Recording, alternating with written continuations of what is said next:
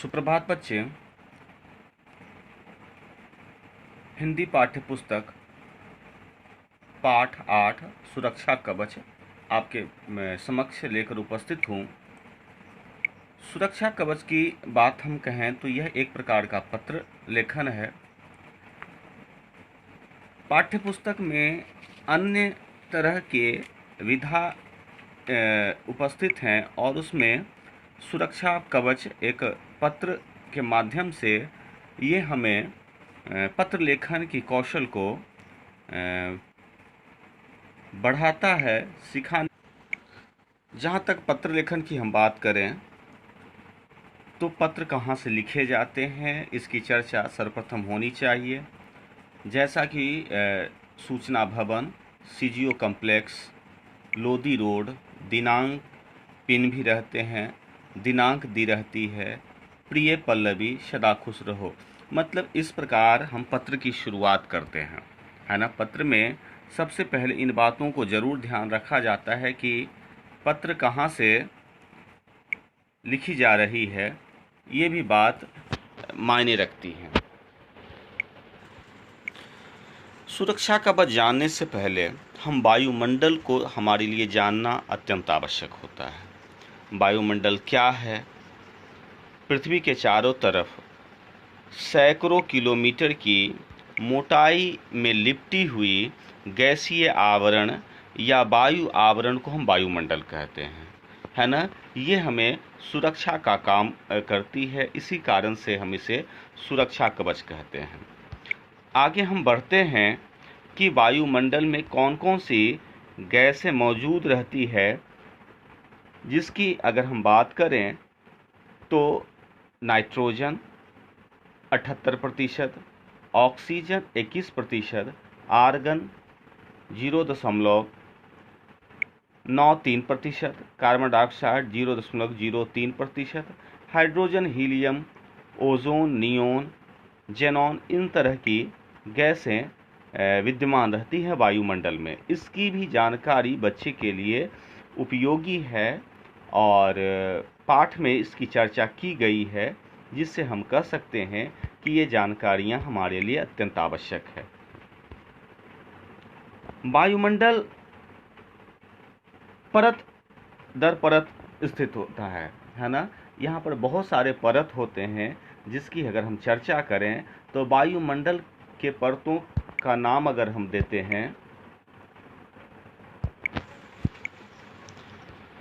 वायुमंडल के परतों का अगर हम नाम दें,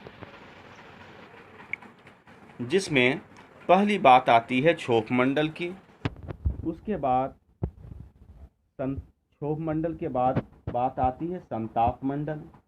एक एक को हम विस्तार पूर्वक हम देखेंगे। उसके बाद आता है मध्य मंडल। आगे हम देखते हैं जिसमें तापमान मंडल,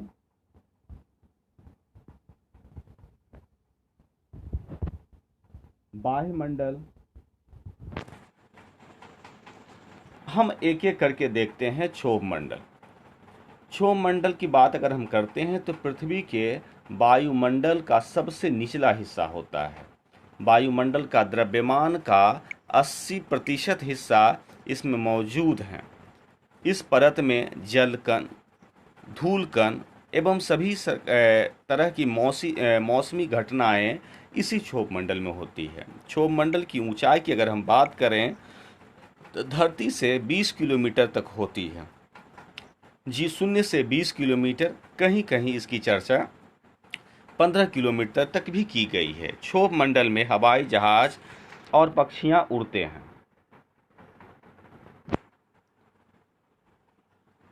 आगे हम बात करें, दूसरा क्षोभ मंडल से ऊपर मिलते हैं संताप मंडल। पृथ्वी के वायुमंडल का दूसरा हिस्सा होता है। संताप मंडल की ऊंचाई 20 से 50 किलोमीटर की होती है। संताप मंडल में जेट, जो लड़ाकू विमान होते हैं, वायुयान उड़ानें भरती हैं।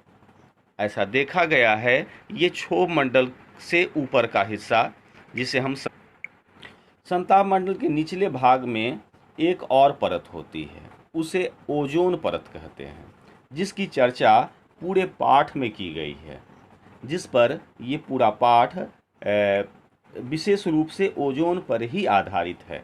ओजोन यह एक गैस होती है जो सूरज के हानिकारक किरणों को सोख लेती है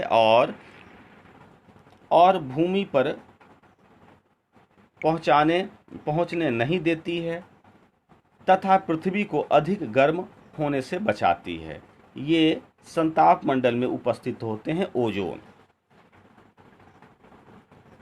आगे हम देखते हैं संताप मंडल के निचले भाग में और एक और परत होती है, उसे ओजोन परत कहते हैं, है ना, जिसकी चर्चा हमने अभी की।